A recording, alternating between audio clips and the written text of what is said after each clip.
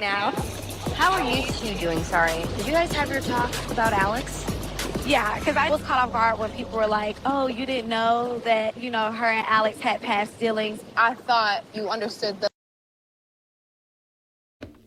Hey guys, welcome to Little Black Button 91. We'll talk to you guys. Well, this topic of you want people to read your mind. Yes, a friendship fail. And it's also a boundary issue, which I've done in another video. But I wanted to talk about this friendship fail because I was watching Summer House, Martha's Vineyard. And the interesting thing that happened here was between these two ladies here, right? I'm going to play the clip for a little bit longer so you can hear exactly what's being said. But if you're one of those people that always want people to read your mind instead of actually saying what's on your mind, you are causing your friendships more harm than actual good. I know you're somebody, probably you've been through some stuff, and you know what? People should just know. You treat them so good, you treat them so nice, they should just know what you need. But the reality of the situation is we are human beings, and you do need to say what you need.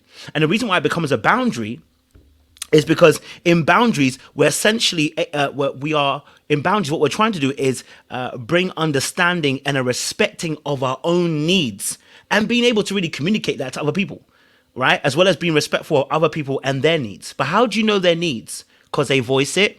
How do they know your needs when you don't voice it and you want people to read your mind? Well, then clearly you're going to have a boundary issue because people are going to overstep you or take advantage or not do what you want them to do, and then you're going to be frustrated. So I want you to understand this video. We're going to talk to you about stopping this whole I want people to read my mind. Okay, I'm going to play a little bit more of this clip. You're going to see what I mean about reading my mind. The dealings that we had. You guys met up for lunch prior to the vacation. Why don't you think to just say, hey, like, I slept with this one person in the house?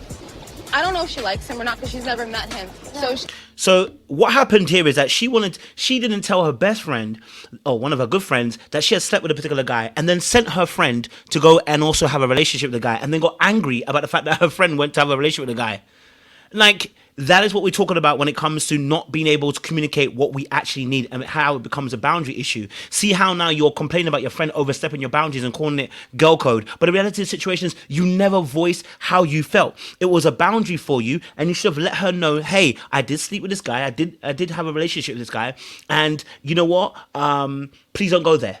Right? See, it's not difficult to do, but the reality is a lot of us have locked our lips and our tongues because really and truly we are so used to manipulating and being passive aggressive when it comes to our actual needs, because we don't know how to be direct about our needs because we're afraid of offending other people or them being annoyed by our requests, or we don't feel like we're valuable and worthy of actually saying our requests. And so we keep our mouths zimmed. And then when things happen, then we blow up. We have an emotional blow up. Have you ever experienced that before? That emotional blow up with somebody and you don't know where it came from? You're like, why is this happening? Well, this is about to happen in this particular scene right now because she's about to blow up very soon. How are we gonna look? I'm not done. I'm just agreeing. Like, no, she never met him. Right, exactly. Yes. So she comes to Don't the turn house. up on me now, Summer. No, I'm just saying, I want us to all be on the same page. Now, of course, she was a little bit triggered. I can't be lied to you because the other lady, Bria, was annoying her. We're going to discuss that in this particular video in a second or two. But I want to focus on this topic so that if you're watching this, I want you to understand, okay? We need to come out of the space of I want people to read my mind. Boundaries are about you understanding and respecting your own needs, okay? And then also respecting and understanding the needs of others. I want to say this first and foremost. The problem in this situation that we have here, if you've never watched the show, don't worry, I'll make it a general series as well. The problem here is that Summer, the lady that was just talking with a hat on, didn't tell her friend Noelle that she had slept with a particular guy, okay? And then sent her friend into the lion's den to go and mess around with I probably didn't want her, right? And so the full story wasn't given to her friend Noelle, right? And she's going to try and say, well, actually, the reason why I didn't tell you is because I thought you already knew. See, many people that have these issues and blow-ups later on is because, oh, I thought you would know. How do you not know what my feelings are? How do you not know? How can you not read my body language? How can you not read my facial expressions? How can you not? See how I'm doing for you and do the same for me? The reality of the situation is nobody's a mind reader. Okay, nobody is Xavier from X-Men. Okay, nobody's a Jean Grey. Okay, nobody's a mentalist. Okay, you are a human being who has to speak. Okay, the words out of their mind into existence. Satan can't read your mind either. Okay, only God can. All right, the Bible says the spirit, my spirit and his spirit begin to commune and have conversations, and it searches the deep things of God. Only the spirit of a man knows the mind of the person. So why are you expecting me to do something that only spirit can do? I'm only a human being, and my boundaries stop at the fact that I have skin. I can't infiltrate your skin and infiltrate the cells of your mind to understand what you're saying to me. Okay? All right? So what ends up happening is that when now in this situation, it ends up looking like a sabotage of her friend because she didn't tell her the full story, because she didn't want to be all the way honest and be direct about what actually happened. And then it becomes passive aggressive, it looks like, that you set your friend up. Right? You wanted her to experience what you... Well, instead of just telling her, no, I don't want you to go with that guy, it looks passive aggressive and it looks like a sabotage.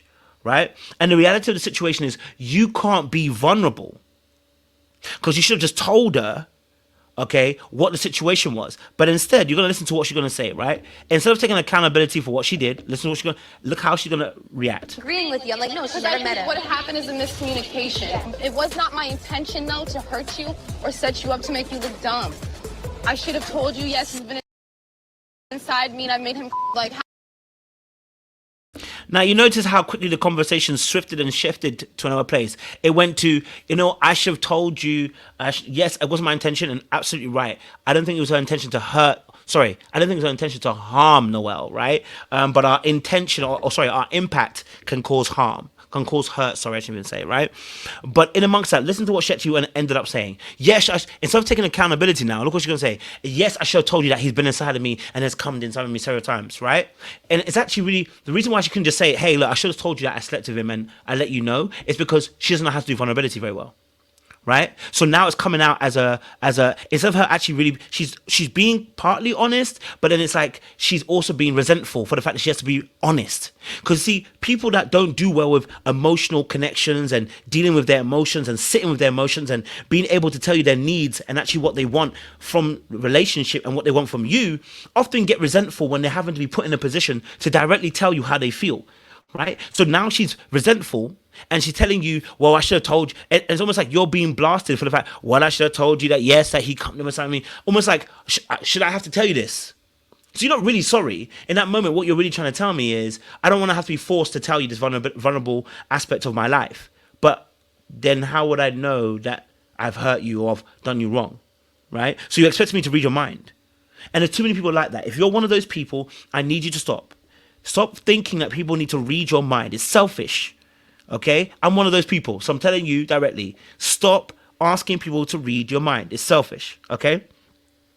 You want people to read the signs and read your facial expressions and, just kind of read the air and the energies. No. Okay? Be honest about it. Okay? And in the end, what ends up happening is there's a blow up. And I'm going to show you in a second here.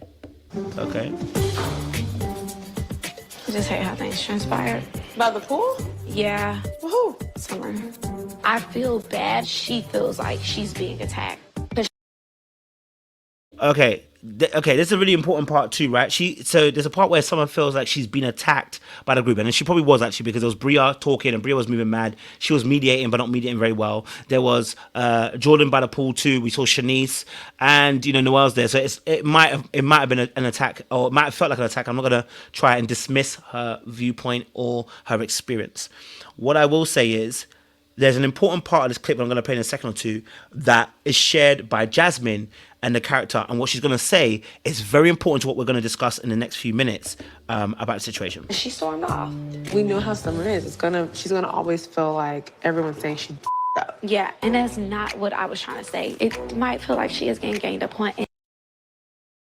Key words that Jasmine used here is that she's going to feel like she's always messing up. And I think that's really powerful. And I think it's really important. Why? Because oftentimes people also too who don't have their needs met, who don't know how to express their needs being met, oftentimes do feel like when they are being told they're wrong, they blow up. And the reason why they blow up is because they feel there's an injustice that keeps on happening to them because they always keep their mouth shut. See, if you're one of those people who blow up, you discard people very quickly, it's because you always keep your mouth shut. So when you're finally wrong, you're like, well, what about when you did this? And you start trying to pass the blame over, or you blow up because it's like, it's an injustice. I feel like I've been done wrong here, because you're usually having to hold an L when it comes to your relationships with other people, because you don't tell them how you feel and what you actually need. Okay? So the blow up is because you're always cooperating. The blow up is because you're always a martyr. The blow up is because you're always someone's safe space. The blow up is because you're always supporting someone. The blow up is because you're always someone's servant. The blow up is always because you put your priorities last. And when you finally get called out for your way you're behaving, you feel entitled to blow up because you always are a martyr. But they don't know you're a martyr because you never said you're a martyr. They don't know that because you never tell us your needs. They don't know that you always put your priorities last because you never tell us. Right? And usually it comes from a very easily bruised ego, which is oftentimes from the fact that you haven't been validated as a young child. You've not been able to solidify your ego. And so you easily get bruised when people tell you you're wrong, when you think that they're saying about you as a person is wrong. You think that they're telling you that your personhood is wrong rather than you acting wrong. I know that because that's me. I'm telling you. Okay? So when you feel things are unfair to you, it's really not about that moment. It's about how you deal with life in general. It's a build-up of resentment. Okay? All right? So, and that's usually what causes the issue. And then also making yourself have room and grace for yourself when you make a mistake. Right? But again, because you don't tell people your needs and your wants and you're not able to vocalize these things, when you make mistakes, you take it absolutely personal.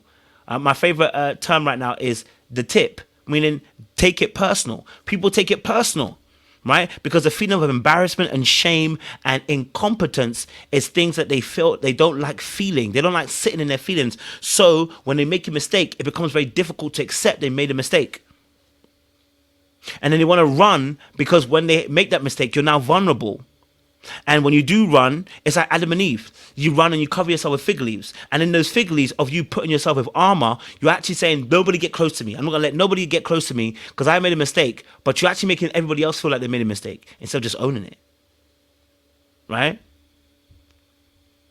Okay. So we're gonna leave it there. But I want to let you know, guys, listen. We always do coaching as well. If you feel like this has helped you, feel like this has really spoke to you, then I want you guys to reach out, book in a session with myself on Calendly. It's a link below in the description box. We don't charge a specific price. You pay whatever you feel the session is worth. If you've been blessed by that session, you pay what you feel the session's worth. If you feel like it's worth this, it's worth that. If it's not worth this, it's worth that. Whatever you feel. We don't tell you what the price is. You let us know. But please like, share, subscribe, click on the bell button for notification of uploads. We appreciate you. Stay locked and stay loaded. We'll see you again.